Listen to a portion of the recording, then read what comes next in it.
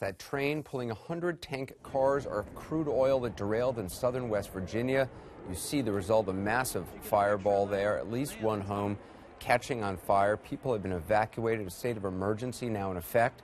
It's happening in Adena Village. Matt Heckel, a reporter from our affiliate WSAZ, he joins us now by phone. So, Matt, I mean, the video from the crash, the fireball, it just is massive. What's the scene like now? Well, actually, we just got done talking to a state trooper here a little bit ago. He tells us that the fire is finally starting to die down a little bit. Unfortunately, though, the heat, as you can imagine, is still really intense out there. They cannot get crews in there to really investigate this. They're hoping to be able to do that come tomorrow, when hopefully the fire will die down even more. But I can tell you, just driving into here, a couple miles from the scene, you can just see the black clouds in the sky.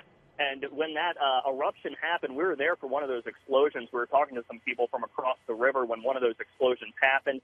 The heat was just so intense, and it just shot right up into the sky. It's obviously a major, major crisis that they're working with here. So there have been more than one explosion?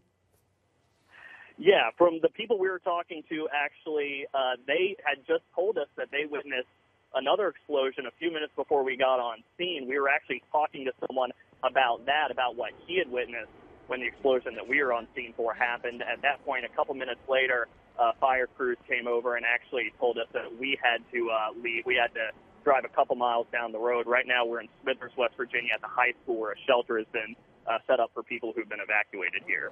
And I mean, first of all, have there been any reports of injuries or fatalities? And also, how is the weather impacting the response to this?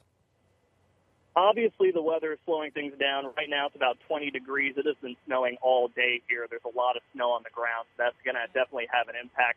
The good news, though, you mentioned injuries. We have heard that one person is being checked out, possibly for some inhalation problems, but no other real serious injuries and no fatalities. So as bad as this looks, and as bad as this is, especially for the water system right now, where water treatment plants are being shut down, if that continues, about 2,000 customers here in the area will lose water service tonight. That could obviously have a major impact, but with no real serious injuries or fatalities to report, a lot better than what it could have been here, Anderson. Yeah, no doubt about that. Matt Heckel, I appreciate your reporting. Thanks.